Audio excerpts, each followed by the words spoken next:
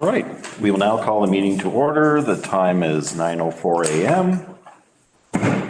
We will now proceed to item 2, approval of the agenda. The recommendation reads that the agenda for the Police Service Board meeting of Wednesday, December the 13th, 2023 be approved as presented.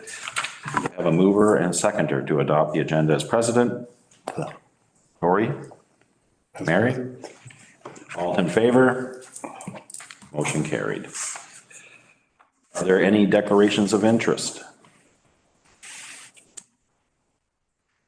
And there are no presentations? There are no delegations. Right, item 6.1 are the minutes of the previous meeting held on September 27th, 2023. The recommendation reads that the Police Services Board minutes from September 27th, 2023 be accepted as presented. Do I have a mover and a seconder for this motion? Mary? Gory? Is there any discussion on this set of minutes? All in favor? Motion is carried. Number 7, there are no items under communication and petitions. Moving to 8, the report under 8.1 is the police services report for the months of July 2020, provided by Detachment Commander Stefan Neufeld. Stefan will speak on this report. I will. Did we want to discuss the, we did have a delegation, which is our street members. All right. If we're okay. No, we can circle back to that for sure. Apologies. No, that's fine. I wasn't sure if OPP members were considered a delegation. No, and that's not under the rules, but they are here to present on behalf of Grenville County street crime. And oh, there we go. So good morning, everyone. And hopefully not anybody got too tied up with that traffic this morning. But in discussion from our last, my first meeting here and our previous meeting, we had discussed some of the efforts that our community street crime unit, or street crime as it's referred to within the detachment, some of the work that they've been doing, and the discussion centered around, we weren't really familiar with the unit and we've never had a delegation come present. So I'm very pleased to present 2 of our members of our street crime, Detective Staff Sergeant Chad Culbert, who was in charge regionally of all the street crimes. And this is a local detective and a personal friend, well, acquaintance. Right. Detective Constable Trevor Kavanaugh. So I know the staff has a little presentation that he does, but if there were questions afterwards, just as far as local flavor, this is the gentleman right here. And then we can go into the numbers if that's all right. Perfect. Well, thank you for having me. Senator? Chad Culbert with the Community Street Crime. I've been with the program since it started in 2017. Actually the East Region Coordinator, but I'm also the provincial lead of the entire program. So it's kind of near and dear to my heart. So I take great pride in it and the success of the program. And the program itself, since the inception of April 2017, has far exceeded expectations across the entire province, the organization. Just the work that's been done by the investigators and the situations, occurrences they address within our communities. Flip to the next. Is CSU, its mandate on is to safely and effectively conduct street level property and drug investigations, your street level drug trafficking. We've had grow operations before it was legalized. We used to deal a lot with that. We deal with property crimes, break and enters, especially multi-jurisdictional intelligence gathering, and working with the communities. I know Trevor here is working with the community with the new camera system, setting it up in the best places within the community. There are the boots on the ground that know everything and what's going on, the hot spots of it all. So I trust their work, and they report back to me, and actually say they make me look great. like I said, things like this with the efforts they put forward. The model allows for the more effective disruption of local drug subculture and improvement clearance rates for property crime offenses. That was part of the initial goal of it, is drugs and property crimes, street crimes. They're related. People do D&Es and break into things and sell it and pawn off the stuff. And use that money to purchase drugs for personal use or from dealers within the area or outside the area. The one thing that we really concentrate on in the program is the sharing of intelligence. Intelligence within the program, sharing information with Brockville Police, other detachment areas or other units, Ottawa, etc. Because crime has a boundary.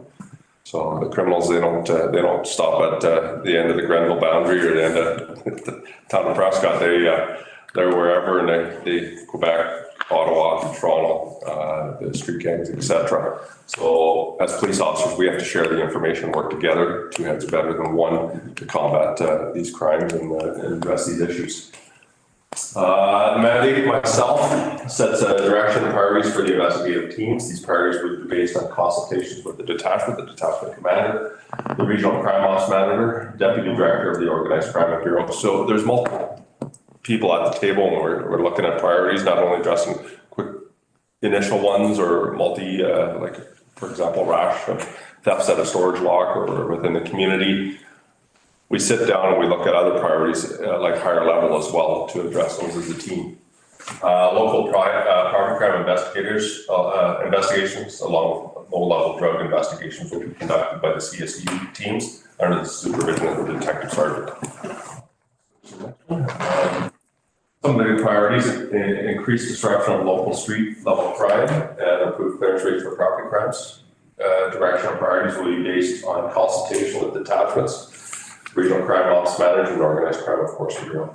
We utilize a lot of analytical assistance to highlight trends within our communities in criminality and high-risk offenders. This is assists with investigative prioritization. When we started the program in 2017, we didn't have a lot of analytical assistance. The OPP, as part of their development moving forward and reinvestment, we have the regional analysts now assigned at headquarters, and we work a lot with them, and they help us make the linkages and timelines when some of these occurrences are happening, and they actually so we're not sitting out at night in the morning and waiting. Nothing happens when usually these bandits are out at 3, 4 in the afternoon or 7 or 8 at night. So to make us more efficient in addressing, so we're not sitting there long hours, for example.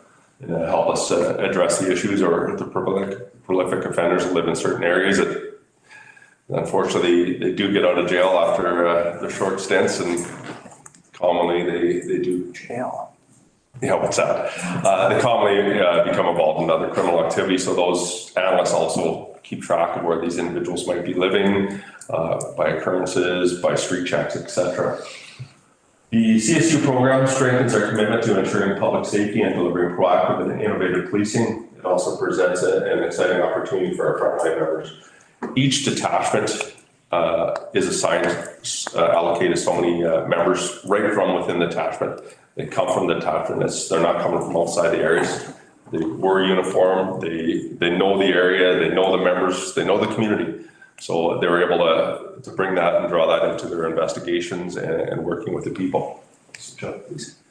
The community street crime, this team is combined of 3 detachments: the Grenville detachment, Leeds, and Lanark. So they're all working as one team. The reason we do this is a lot of our policies and officer safety. We're doing a search warrant. We need 5 members, trained members. They're especially trained in doing entries. When we're doing surveillance, we need 5 members. So combining the team, they work better as one. At the same time, they're sharing intelligence amongst each other. So there may be 3 assigned from Grenville, but in all honesty, some days those 3 are helping out Lanark, but other days you'll have 2 from Leeds and 3 or 4 from Lanark coming down here to help out. So it works really well with the sharing. So we have Detective Sergeant John Morrison, who works between here and Lanark. Leeds detachment has 2 positions. Lanark has 4. and Grenville has 3. And Grenville's always been a very, very supportive program, and we've always had a full complement in this area, which is great, and we really appreciate. I really appreciate the support for the program. And Trevor's one of those team members here. He's my guru, knows the community, a lifer. So he brings a lot, and he knows everybody in these areas. So it's great to have him part of the team. We'll switch up. Always highlight some of the stats of the work you're doing. The last year, we've kind of went through a little bit, a year and a half of this team with a transition and new members. Some of the members have moved on to your other bureaus, provincial organized crime enforcement bureau, provincial intelligence unit as well. And the tenures for these investigators, it was 4 years, but now it's 5 years because we have to do the additional training and the costs, and just keeping them in those roles a little bit longer. It definitely helps with the longevity of the team and the expertise. But at the same time, we want succession plans. We're always looking for new members when these members move on. So the program itself is very successful statistics-wise. Lots of charges, lots of occurrences. Those numbers explain. I think this year alone across the East region is a record year for occurrences from past years. Since 2017, the amount of occurrences CSU has been engaged with and charges, etc. I don't know if that's a good thing that we've been involved in not many more charges and arrests, but they're working hard. And one thing we have seen a lot this year is a lot more multi-jurisdictional property crime thefts. Individuals, and I'll highlight one here, individuals coming from other areas and committing thefts in our communities, and going back to Ottawa, they'll do we just solved it last week. The individuals were from Bangor, and we're doing beanies into convenience stores and stealing cigarettes and lottery tickets in Empire, Renfrew, Alamont, Campville, Merrickville, Russell, Hawkesbury, Vanley-Kill, and I think there was 17 occurrences in Ottawa as well. That one will probably be hitting the news there the next couple of days. But we're seeing more and more of these multi-jurisdictional property crimes that come into the area late at night doing their crime and then disappearance, which makes it actually harder for us to solve, because who are these bandits? They're not local, and we don't have them in our systems, and we don't know it. But that's where we work well with Ottawa Police or Brockville and the other organizations to share, and to the camera systems, capturing photos, capturing plates, and identifying who these individuals are. And unfortunately, if we do capture a plate, if they're doing something like this, they're not obeyed by a law and making sure the plate matches the vehicle. So we run into those cat ones too. Thanks, please. Just have one question. What does CC and CDSAs? CC warrants, criminal code search warrants. CDSA is controlled drugs and substance tobacco and charges. Great, thank you. And just to highlight a couple of investigations. This one, I believe. Yeah. Oh, thanks. You can explain the great work you guys did on this one. Yeah, so this guy, and like you said, working along with Brockville, joint working on joint came to light, and a lot of this information comes to light with knowing your community and stuff like that. And some of these, as you call them, bandits, driven by money. So we make friendly with them, and they start telling us information and whatnot. And it's a whole system back and forth with that. And what led to this was one of my informants that told me about this guy in Brockville that was coming into Prescott all the time, dropping drugs off, fentanyl, cocaine, and just couldn't seem to get him. And then when they did charge him in the past, I think there was a year before that, 2 years before that, he'd been charged twice. And in the court system there, both times they've got withdrawn. So we really wanted to focus on this guy because he was bringing large quantities of cocaine and fentanyl from Ottawa. So like Chad said, the other two partners in Grenville here, one of the girls, Cracker Jack on warrants and stuff, she did a tracking warrant on his phone, which we have to gather information to get and get approved by the courts. And we could track him going back and forth to Ottawa. So what led to that is we did surveillance, like Chad said, 5 people watching him since the summer. I think we took it down in October, September, October. And we would catch, this guy would bury his drugs and all kinds of runners, drug marks and coming to Prescott. So we would follow him all over, building our case. And then when it did come to light, we were able to get probably half a kilo of cocaine that he had stored off property. We did the warrant. We probably got, I think it was close to $30,000 tools, property theft. So somebody wants some cocaine, they bring them a drill. So what that goes back to somebody having that stolen. What are the chances of when you have your drill stolen, you're going to keep the serial number? Not very many people do. So we have a vault full of property that we don't know who it belongs to. So we got a bunch of cash from him. But that being said, we got large quantities of cocaine, fentanyl off this guy, and tons of property. And he actually just pled and got 2 years just 2 weeks ago. So now he's not so slick. There's some of the, And that's all his property. He had $43,000 in cash. it's just to highlight the fentanyl, just these little specks you can see in the picture. Those little specks are enough to kill someone on an overdose. It's like 0.1 gram someone will overdose on, especially if it's carfentanil or mixed with other drugs. And like you said, to give you an idea of their size, they're in a coffee filter there. So look at your thumbnail.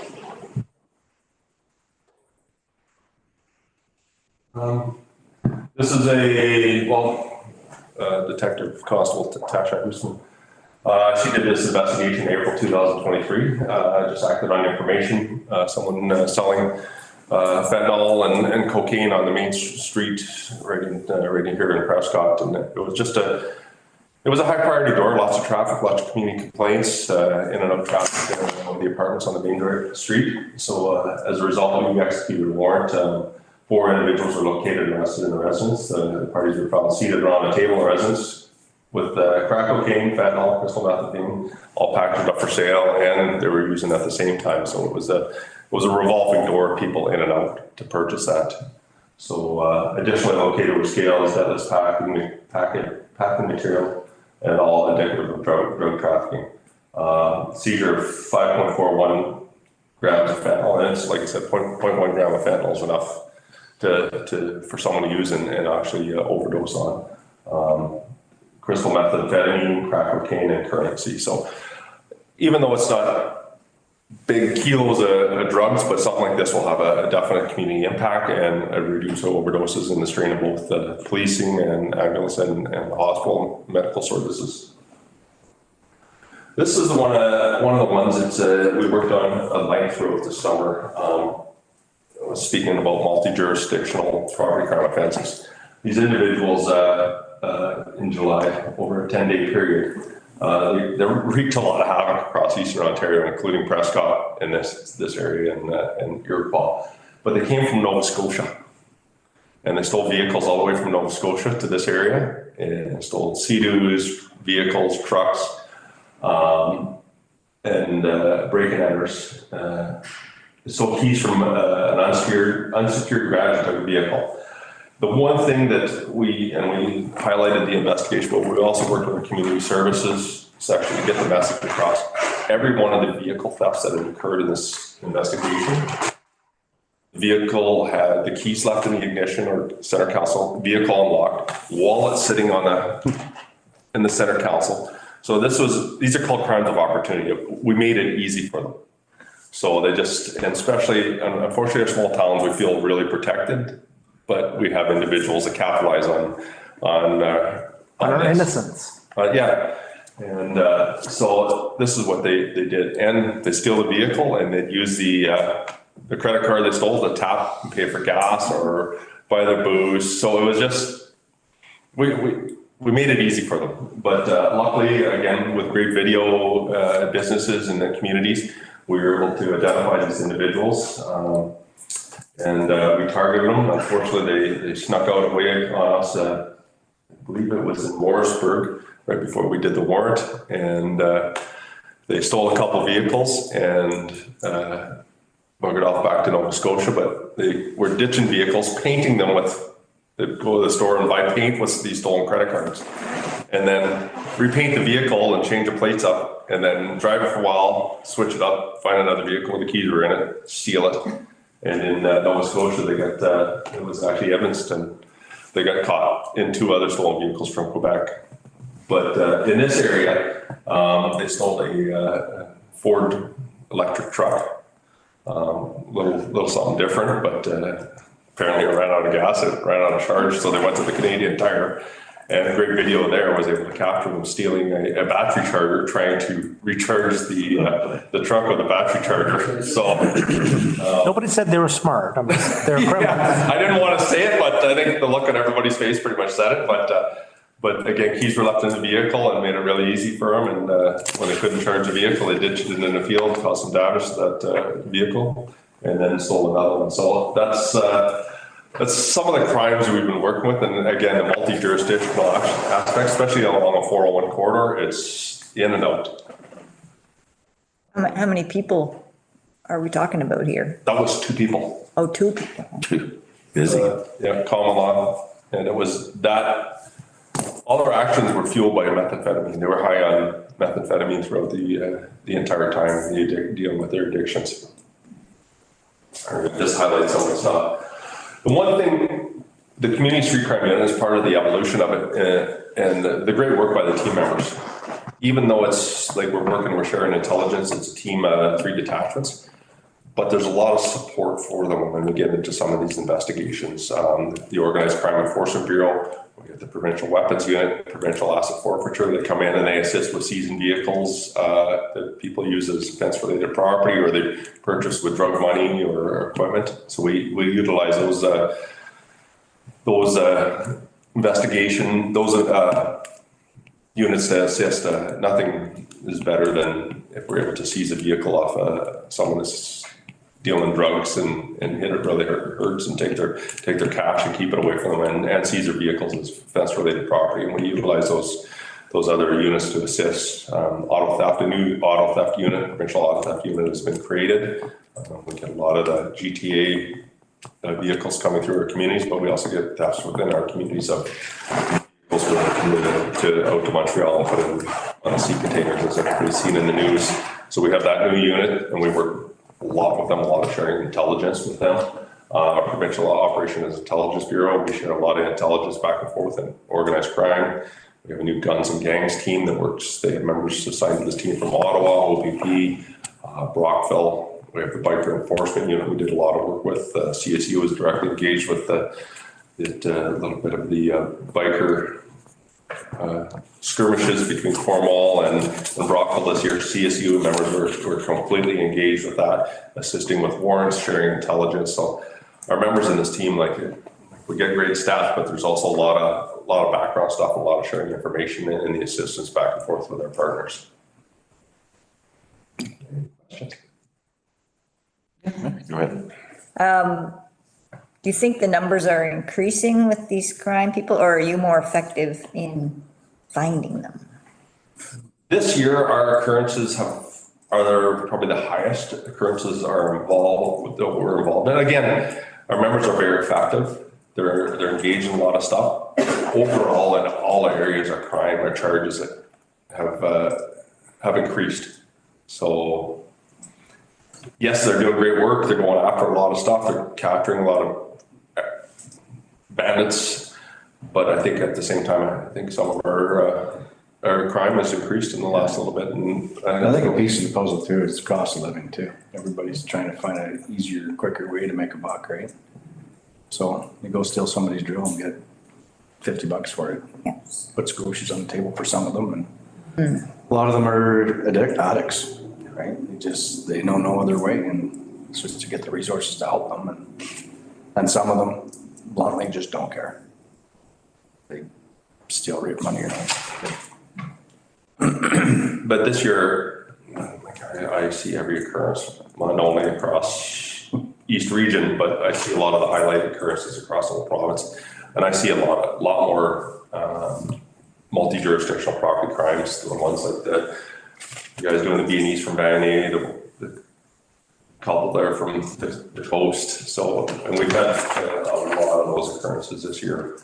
So that's we saw them before, but I think this year was a highlighted year for those additional property crimes. And again, we're dealing with the street gangs coming from the cities. They're infiltrating our small communities, and that's growing concern as well, so. Just, I have a question too, but what do you do with all this property you seize that can't be returned?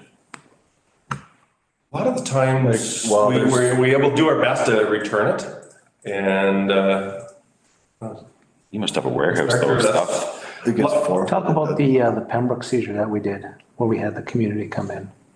yes, yeah, Pembroke, I think 4 truck and trailer loads of stolen property that we recovered, and it worked really well. We set up, I think it was about a week, and we set up certain times during the day where people could come in, and we use the social media, and highlighted, okay, if you've had something stolen, you haven't reported it, or you did, or you weren't quite sure what it was. We had individuals come in one by one and walk through the garage where we had everything set out and identified the property. And a lot of the property was identified through that means, including there was some antique jewelry that a woman had from her deceased husband. That was a nice story. Yeah, But I mean, it was, the reality is, some people, like you mentioned the drill, yeah, if somebody left the garage door open overnight and somebody walked in and stole, like, you know, an old chainsaw, I'm not gonna bother calling the cops and, Right. you know, but then if we locate this, and this guy, this was an established fence that had been working in Pembroke for years, like he had a basement, like, well, 4 trucks to get all this stolen property, and then some stuff was identified. We had some jewelry that was returned to the rightful owner, which was a nice feel-good story. But then we were left with tons of stuff. So through the community, and of course, there's a little bit of the honor system there. If you said, hey, you know what, yeah, I did have some stuff taken. And we made an appointment where they walk through, and if they either said, yeah, that's mine, or no, none of my stuff is here, okay, thank you. Yeah. At least we tried, and then the rest gets either donated or sent to auction. yeah. And to be honest, we had a couple individuals that thought that they could capitalize Oh, yeah? trying to get some stuff, but as soon as we say full statement, video statement with them, and you could have to testify in court, it usually scares them away pretty quick. And we know the CSU members, the investigators, they know who's who in the zoo, so. And that's what's important for Yeah. boots on the ground to know where people come in and all that. And like Trevor, James Baker, and Tasha, like they know their communities well, and they live in these communities, and some of you guys grew up in here, so they know everything. They know who they should be. One thing I who's full of. One thing I didn't touch on that I just wanted to bring up too is when we're doing our investigation, you see how that one I started there in the summer and didn't come to fruition until October. It takes us time to do it. If we get somebody coming up to us on the street, hey, he's selling drugs right here, you should go in and get them. Well, I really wish we could. We could just go in and kick that door and grab these drugs because I know they're in there. But we just have to build our case so it's solid when it goes to court. So we have to cross our T's and dot our I's. These bad guys don't have any rules. So they can do whatever they want whenever they want. It's just, we want to build that solid case so when it gets to court, like Valentine, this guy from Brockville, he's got nowhere to go. His lawyer's looking at us like, well, yeah, we're screwed. And so, and then he pleads out to. Yeah, we want to get us court convictions, so. And Are the penalties, do they know that the penalties for them are going up, or can they just think, oh, well, I got arrested and I'll be out? Before the ink dries, you mean? Sorry? Before the ink dries? Yeah. Like, is there a deterrent to all this? there's always an attempt for deterrent, whether they abide by those deterrents is. What I can say is the deterrent today that wasn't really done in the past is the seizure of all their stuff. Those bags of money, yeah, like that's his RSPs. Those are ours now. Yeah. Yeah. So that's a big hit. If he was fronted those drugs, he's on the hook for that now. Yeah, so he's missing half a So- kilo of coke, which is probably 50 grand. Yeah, I mean, he owes somebody that money. 43,000 So I cash, mean, he's gonna answer somebody. Yeah. so those are the consequences. That makes I mean, the penalty, I mean, the reality is, criminals going to jail, that's sometimes the cost of doing business. And that's an accepted thing for them. Like, they're not worried about, oh my God, I'm not gonna get a job if I have a criminal record. This is their job. We have individuals that we deal with seasonally. Yeah. They'll spend the winters in jail and then they get out and then they steal trailers, live in rural properties and hide out, and they'll do breaking and entering thefts of cottages. We'll investigate them, arrest them, charge them, they'll spend the winters in jail, and when they get out in the spring, it's just it's almost job security for us. They just, it's just a continuum. So we see that, I do see that a lot.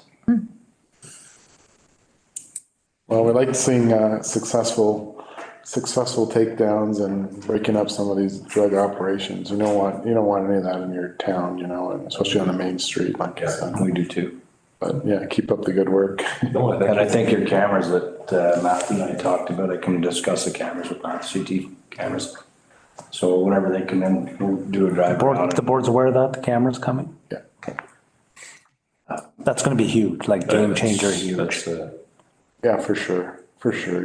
There was a little bit of community kickback on that, right? Big Brother watching. But, when we discuss it as a council and talk about the safety aspect of it and the crime prevention aspect, it was a no-brainer for us. No, I watched your news release there with CTV, and I was like, this is excellent, and I wholeheartedly support it. I know Pembroke, we use it.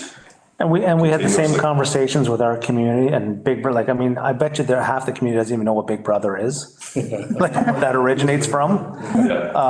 But you go, this is the world now. You go to any airport, go to anywhere in Europe, you are on camera the second you get on that plane, off the plane, everywhere. CCT is everywhere. Yeah. And it's just that, oh, well, we shouldn't have, well, you know what? If this prevents one crime or helps solve one violent crime, then it's worth it. Yeah, exactly. Well, probably 90% of warrants we do now, so there's always video cameras go in the house.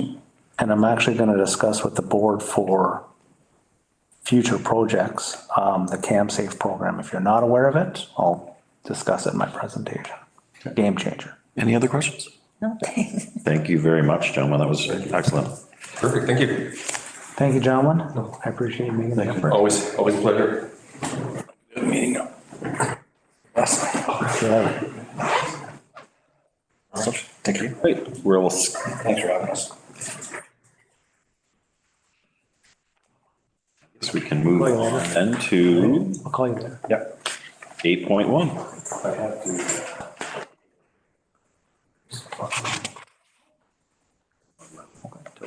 Call you after. Yeah. Thank you, sir. Thank you. Take care.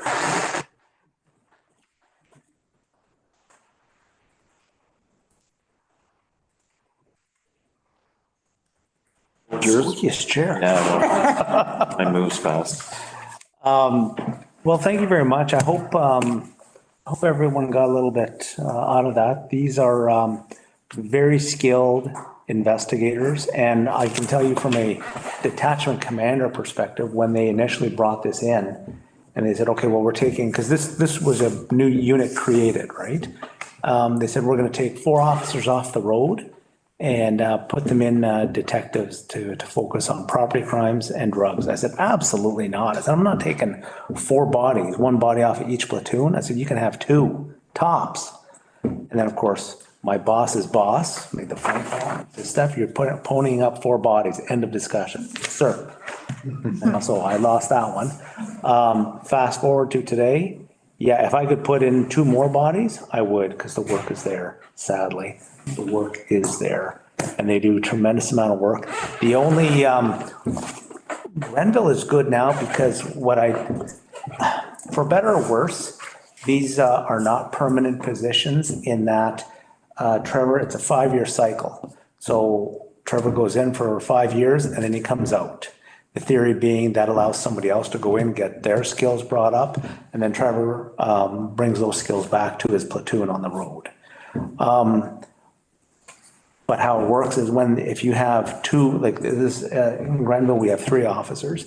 If you have 2 of the 3 come out at the same time, and to have two brand new people on, it takes them a year just to get their skill level up to where they can actually do stuff. So stuff does tend to slow down. I think we're good here for about 3 more years. But in year 4, you're gonna see things, well, if I can predict the future, you will likely see stuff kind of slow down as new people are introduced to the unit. And that's just, I mean, we all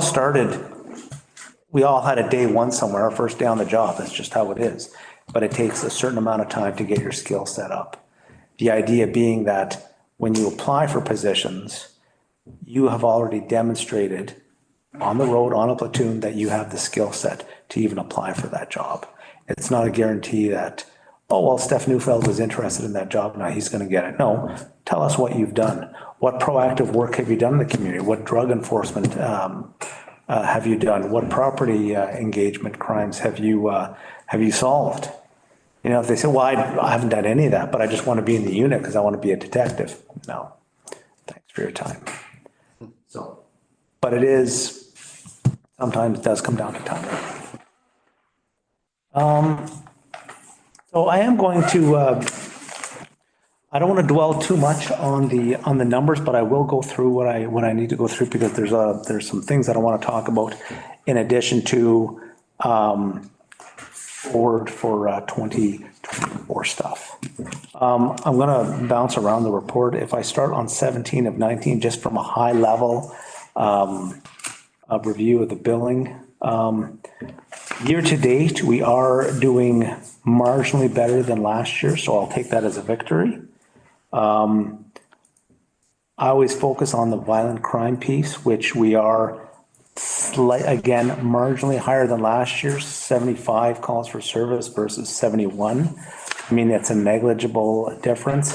However, the fact that it's gone up is not unusual in the sense of that I think that there's a specific issue within the community, being we are seeing, and the staff mentioned it, we are seeing overall calls for service going up, and it just seems to be, and yesterday I was at an East Region Chief of Police conference, and the general conversation was overall, and chatting with Brockville, just a general, it's strange times. People are just generally not being nice to one another. It's bizarre, but it's, I mean, people are struggling. Their tempers are short. It's not that it excuses it, because it does not, but it's a general incivility to one another that seems to be a very common issue going through many communities. Here locally, Pembroke, because I still look at their numbers. If I jump backwards to 10 of 19, specific, because I want to touch on the violent crime piece, we see the sex assaults they have more than doubled. The concern there obviously is, well, is there a predator that living within our community? The answer is no. Are there individuals being victimized? Yes. Are some of these incidents, I'd hate to even say this out loud because it would go in the minutes, minor in nature? The answer is yes. We do see incidents where, for example, in seniors homes where we have elderly individuals with no mental capacity, but they have grabbed another resident or they have grabbed a staff member. The policy is that they contact the police to report a sex assault. Is that, and I don't want to say a legitimate sex assault. Yes, by definition, that is a sex assault. Is there anything that we are going to pursue there with criminal charges? The answer is no. But that is the case. We are responding to a billable call for service for a sex assault. It is investigated accordingly. Safety steps are implemented for either the resident or the staff, and that is how the call. There's no any sort of court trial or conviction, but it is a call for service. The,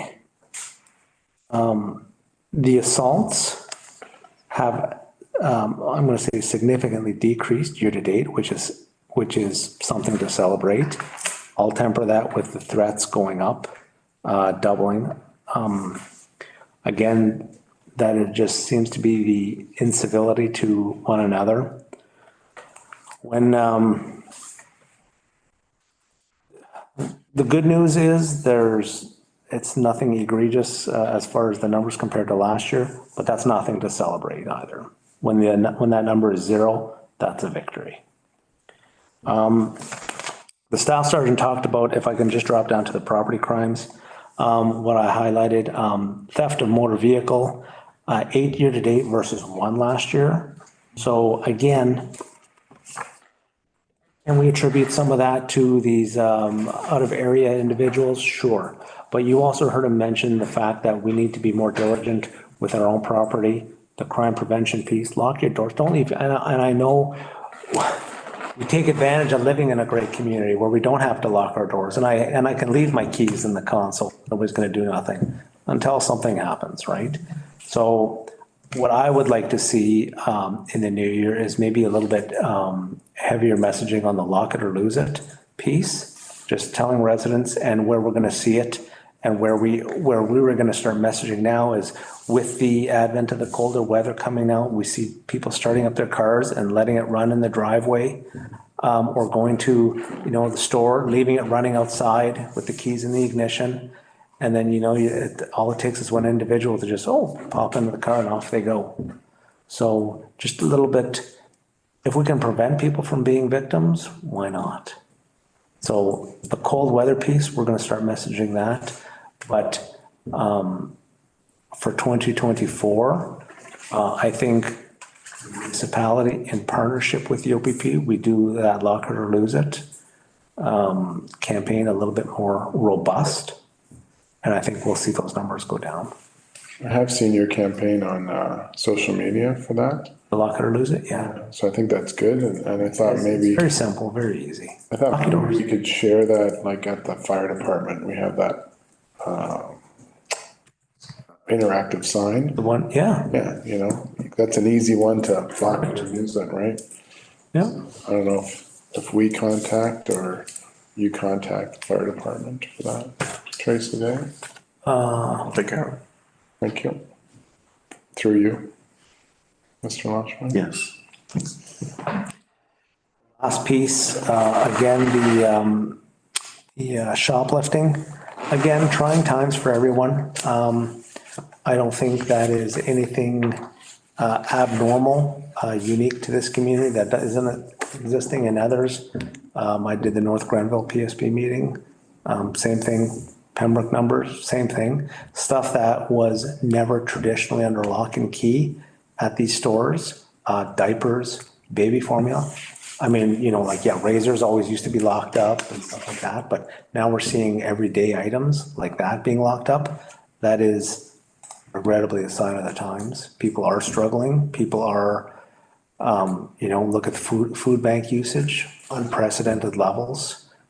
People are struggling, and sometimes, I'm not saying all the time, sometimes people that would never even think about stealing have been reduced to committing crimes to survive, which is unfortunate.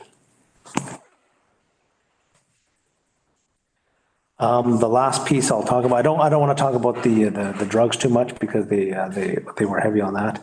The success that we are having with our, although the numbers suggest that it's still, and problematic is not, it is still taking up police time. What I have seen, and I will call it a success, is the efforts by our mental health officers in partnership with our nursing staff that go proactively deal with prolific callers. Unprecedented. So much so that I'm going to be, when I am back in Pembroke in January, we are going to need to step up our game, because this is something that I will be encouraging them to model the success that they have had here. Very engaged, very active in the social media getting people, making sure that the message is out there, that there are resources available, that, 911 is not the answer on a Friday night. Let's connect before that. The services that are out there, it has been absolutely tremendous and something that we will obviously have to start modeling in Pembroke, because they do a pretty great job. And again, coupled with all the issues that society is going through right now, people were struggling beforehand. This has only made things worse for a lot of individuals. Some are genuinely have legitimate mental health issues. Other people, as a product of their environment, are struggling. And it's almost getting where it's going to be cyclical. Like we have whole families involved now, like, the matriarch or the patriarch of the family causes others in the family to spiral as well. So we're seeing entire families engaged with services sometimes. So it is very unfortunate, but I do have to say that the work that these officers are doing, fantastic. And I don't want to speak for what's going to happen, considering I'm not going to be here, but when we talk about seeing units expand, I can 100% see that mental health nursing partnership expanding just by sheer volume of calls for service. Without getting into anybody's business, I'm sure everybody in this room can probably relate to a friend or a family member that has, been touched by mental illness. It's been hard time, and it's not. And when I say mental illness, I'll qualify that. There's not individuals that are like, oh my God, that person is crazy. Something as simple as, some of us maybe have elderly parents. I know I do. Well, I can put it out there without any names. My mother-in-law is, we are seeing evidence of hoarding now, like stuff that very clearly this is, and that is 100% a mental health issue. The inability to let go of things and stupid stuff like newspapers. You've got a year's worth of newspapers piled up in the basement. Like, what are you doing with this? Oh, I'm going to read those. You're not reading a newspaper from 2022, Mom. Like, what are you doing? Like, so these are issues that you might not think, oh, that's a police call. Well, it is if it's putting that person in danger, like could some severe hoarding, and we've all seen some TV shows where, if there ever was an issue where there had to be an emergency, they can't get out. So that's a bit of a prevention piece on our part, where if we are contacted or we sometimes respond to a call for service and we see there's evidence, we can now connect them with certain resources. So these are all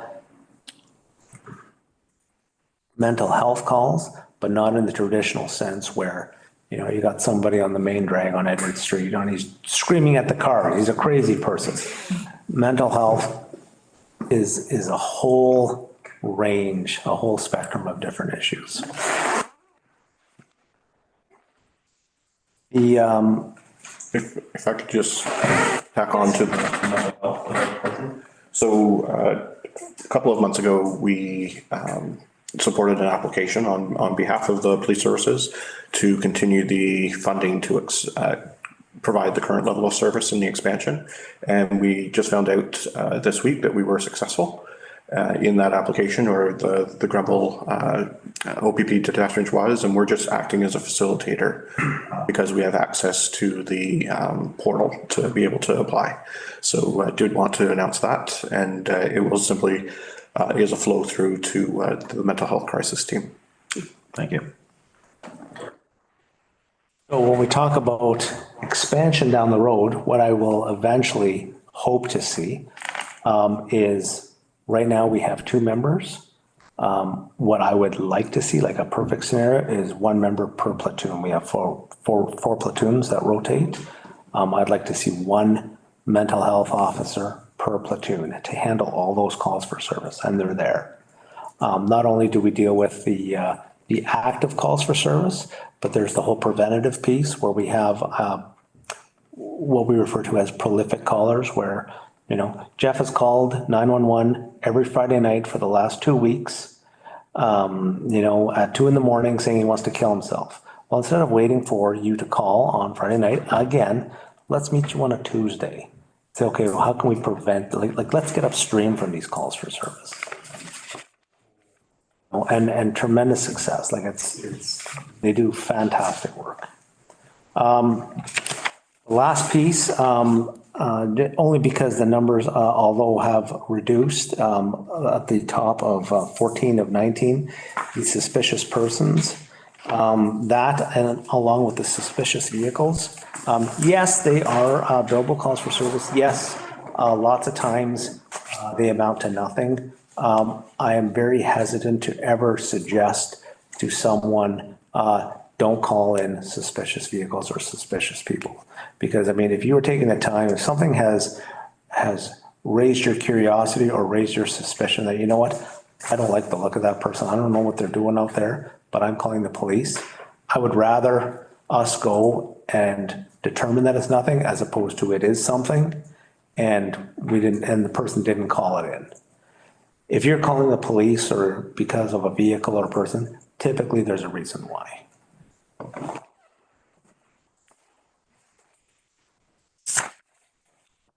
Under the motor vehicle collisions, you know what, today took away all my thunder because we were getting spoiled with the nice weather.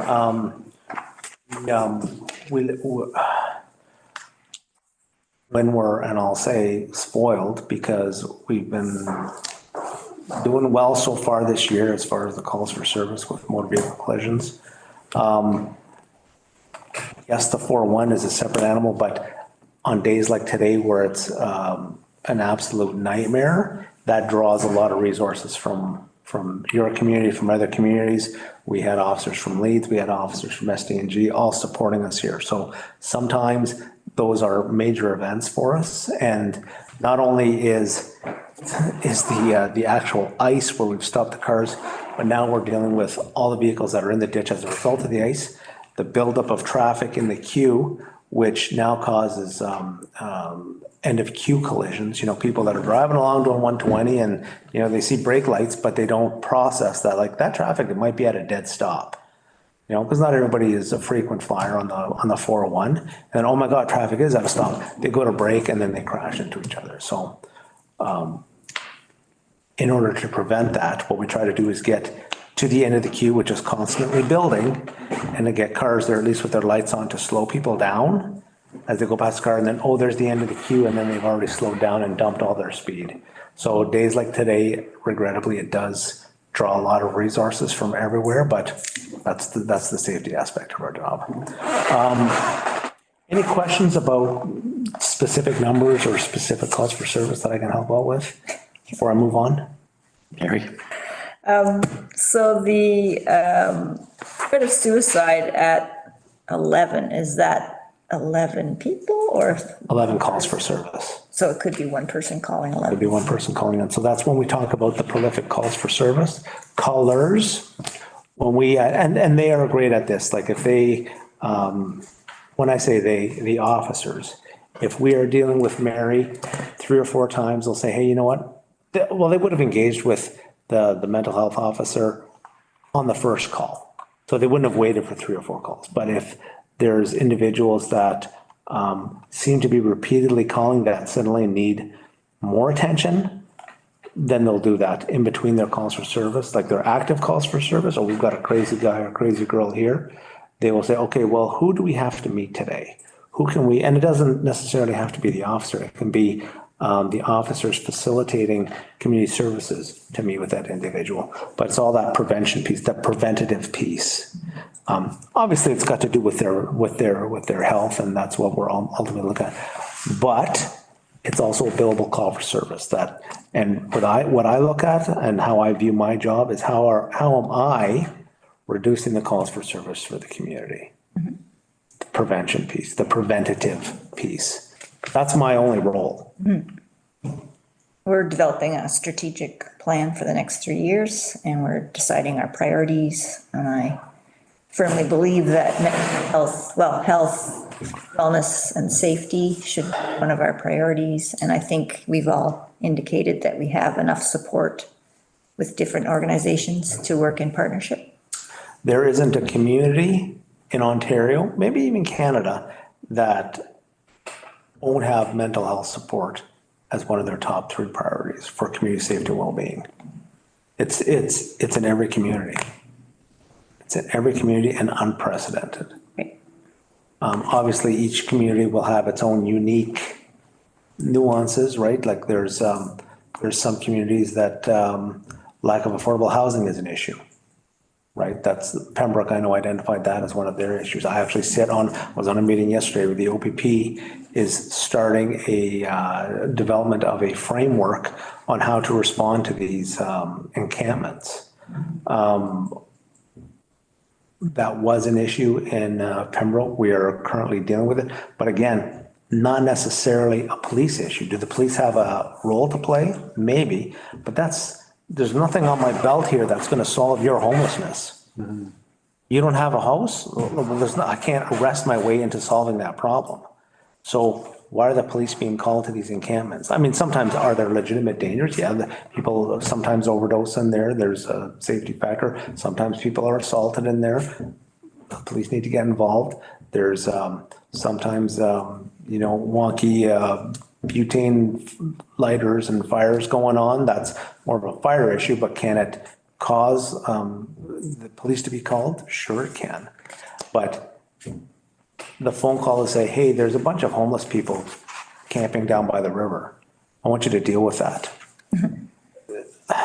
That's not a police issue, them being homeless. We do get called because sometimes we're the only people that answer the phone and we have an easy number to remember, 911. But that's when we talk about community safety and well-being, that is a community issue. That's not necessarily a police. We might have a role to play, but in the grand scheme of things, that is, affordable housing is not something that the police should be involved in. Any further discussion?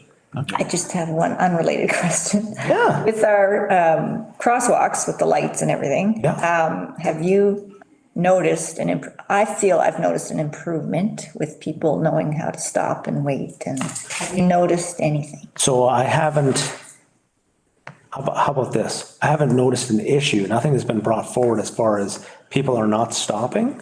I'm sure as in every community, there are certain individuals that won't stop. However, it has not been brought to my attention that there is a specific crosswalk that would need, sometimes we do targeted enforcement where we'll have people, and again, you have to be delicate with that as far as we can't, hey, go hit that crosswalk and see if we can generate some tickets here. You have to be cautious with that. If I can encourage officers to park nearby and have an eye out, especially at school start and end dates when there's going to be more traffic and stuff, that one I'm big on. As far as not encouraging, but if it's heavy usage times and there are violations, absolutely yes. I think, have you noticed an improvement? Yeah. Even with the ones without lights, people have never stopped before, and I've, like this year, I've 10 people have stopped for me. I'm like, oh, maybe it's working. Sometimes it takes a while to get used to, right? As you know, new stuff to any community, like you put up a stop sign, a brand new stop sign, people, they're just on autopilot, right? They don't realize, like, oh my God, there's a stop sign there, really? But then as people get used to it, they start paying more attention to it. I have a recommendation that the police services report for July to September 2023 be accepted as presented. Do I have a mover and a seconder for this motion? Gory, move. Mary seconds. All in favor? Motion carried. Moving on to item 9.1 is the bylaw update report. Matthew Armstrong, CAO Treasurer, will please provide the board with an update. Thank you very much. So we have noticed an uptick most recently in dog bites. There's been several incidences in the last 3 months. So we're certainly dealing with those. The rest is just kind of a commentary on where we are. We are seeing a fairly significant lack of compliance with the overnight parking restrictions. And, simple things like a little bit of snow this morning, makes it so that it's a little bit more difficult to clear the streets, to put down the salt and things like that when people are parked on the streets. So we've only done two kind of warning evenings, and in that amount of time, we've issued 120 tickets, 69 the first time, and I believe it was 51 the second time. So we're Warning tickets, they're not costly. Yeah. so with that being said, when you're able to go out in a night and get more than 50 cars that are parked on the street, we just need to remind people that regardless of whether it's snowing or not, it is a rule that's in place. You're gonna hate. Right. Yes. Through you to Matthew, with these dog bites, can the people who own the dogs that bit be charged with the vet bills for these poor innocent dogs? So I'd have to go back and take a look at our bylaw. There's certainly fines that we issue, that sort of thing, and I'll have to go back and take a look to see in terms of the vet bills. There's only so much authority that the municipality has when it comes to dog bites, that sort of thing. Are you talking about dogs biting other dogs? And then. Is that what these 6 incidents are? No, there was, I think, 2 incidents of that, but 4 of. Vet bills are like at $1,500. Okay, thanks. Okay. All right. There are no items under old business. There are no items under new business. There are no questions from the media.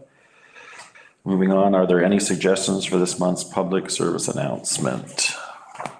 I think, what did we say? The locket, or, yeah, I think that's as good as any. Do you have anything? And just the car running with the keys kept in, it's simple to do. You want to warm up the car, that sort of thing. But, at the same time, you got to remember that you're now giving complete access to your vehicle. So, yeah. So we're going to go with? So I was going to do a combination of the two, if that's okay. We'll work with the OPP and that messaging as well. All right. There are no items under item 14 closed session, and there is nothing to report under item 15. Item 16 is adjournment. Oh, sorry, Stefan. Sorry, may I just indulge me I just wanted to, it was very nice meeting you all. I am anticipating a return to Upper Ottawa Valley in January. It was an absolute pleasure to have met you all. Thank you very much for allowing me to present. There were a couple of things that I wanted to bring to the board's attention for whomever is sitting in this chair in the new year. I would like, in November, I attended a 3-day leadership symposium at our headquarters where we were presented with our new strategic plan. I would like to make sure that whomever is sitting in this chair in the new year presents that to not only the police service board but to council as well, so that you are well aware of what our strategic priorities are and the direction that we're going in the organization. It's not that different from the previous one, some minor changes. But I do want to make sure that the board and council are looped in by whomever is sitting there. So whoever does end up replacing me, that can be brought to their attention. Say the outgoing detachment commander mentioned that there is a new strategic plan. Please let us know what date you'll be presenting that to us and to council. Just a couple points of things that I have observed that I think would really benefit. Does anybody here know what Cam Safe is? No. So this is something that I launched in Upper Ottawa Valley. It's not Steph Neufeld's idea, and it's not even an OPP program, but it would tie in nicely with the new cameras being launched here in the downtown. Cam Safe is a completely, kind of like Mad Canada. We support Mad Canada. We do the ride programs to look for drinking driving, but it's not an OPP program. It's just something we endorse. That's what Cam Safe is. And what it is For example, at your residence, if you have a doorbell camera, you can go online and register. CamSafe is a program that already exists. And you can register, hey, I have a doorbell camera at 123 Edward Street. And if something happens on Edward Street, we don't have access to your cameras. All you have done is basically registered in a phone book for us. So I can say, hey, Jeff's got a camera on Edward Street, and we had an issue on Edward Street. I call you up, hey, can you check your camera at around 6 PM yesterday and see if this happened in front of you? Yes, it did. Okay, can we come over and take a look at that? So it's basically, and if you think on, let's say there's multiple cameras on Edward Street, which there likely are, you can just register, and that way you can get almost like a complete picture of something that happened on the main drag.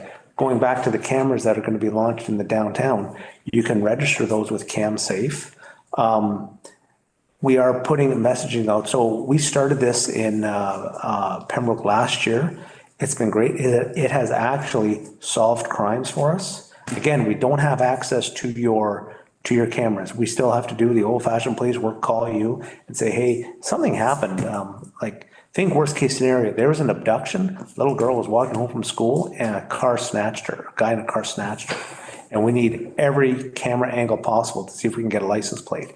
If we've got 5 residences that have doorbell cameras or cameras pointing in their driveway, we want to have every resource available to us to try and solve a crime. That's a worst case scenario, heaven forbid. Where this started is in the city of Belleville, and it expanded like wildfire. They have actual CamSafe communities where a builder has said he's building 20 houses on this street. And if you, Mary, you buy a house from me, you're going to have a doorbell camera, a camera in your driveway, and a camera in the backyard. And the whole street's going to have that. Every house is going to have that. And they put these signs at the entrance to the street that says, this is a CamSafe community. So if I'm Joe Bandit and I'm going to go do a break and enter and I see that, if I even drive down this street, I'm on camera 20 times just from their doorbell cameras. Maybe I'll go somewhere else. I mean, it's, the NIMBY, not my backyard. So they go somewhere else and somebody else is a victim, but at least these residents are safe. Anyway, huge success in Belleville. It's expanding across the province. I am going to suggest whoever comes in that they look at exploring this. Actually, I've already done the legwork, so I'm putting that out because it's a crime prevention program. It's a community safety program. It's not an OPP program. It's just something that I happen to endorse and believe in. And if it prevents, again, somebody from being a victim, why wouldn't we? The other piece is an OPP program, and it's called Safe Trade. Is anybody aware of that? So this is the other piece that I would like to see the next detachment commander launch. It will take partnership with the municipality because the town has to provide the paint. But basically what it is a parking space at the detachment over on development, and it says this is a safe trade location. And for example, Mary wants to sell a stereo, and you put it on Kijiji, and hey, yeah, Mary, I'd like to buy your stereo. Can you meet me behind the Canadian Tire at 2 a.m, please? And we'll do that exchange? No, we're not doing that. Again, this is, let me actually be very clear. This is not as a result of people being ripped off on the internet. Do they happen? Yes, but this is not problematic in the community. What it is again, a crime prevention piece. Is that me? No, it's me. I don't know how to turn it on.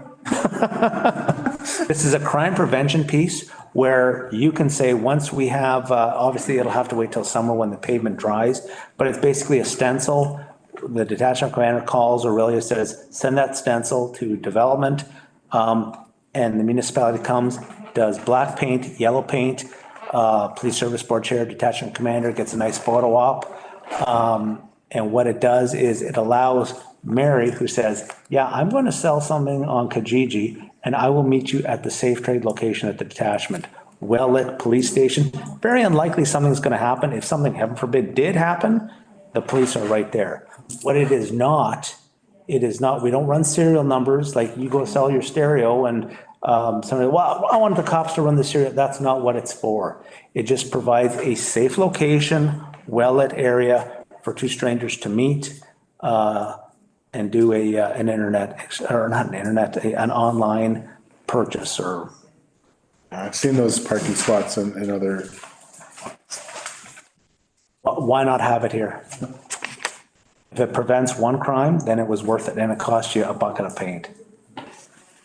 Anyway, I will be speaking to the incoming detachment commander about these community safety programs. I think there's a lot of value in it. And again, it's all that preventative piece, getting upstream. good. That was all I had. Well, before we adjourn then, the board would like to wish you well. Thank you so much. Seeing in the new year, and we really appreciate all the new ideas and the wealth of information you brought us. Yeah, no, for been sure. And it was very an good. absolute pleasure. All right. All right, then we will move on to item 16 for adjournment. The recommendation reads that this meeting be adjourned and the time is 10:50. Do I have a mover and a seconder? Gory, Mary, all in favor? Motion carried. Thank you. Thank you very much.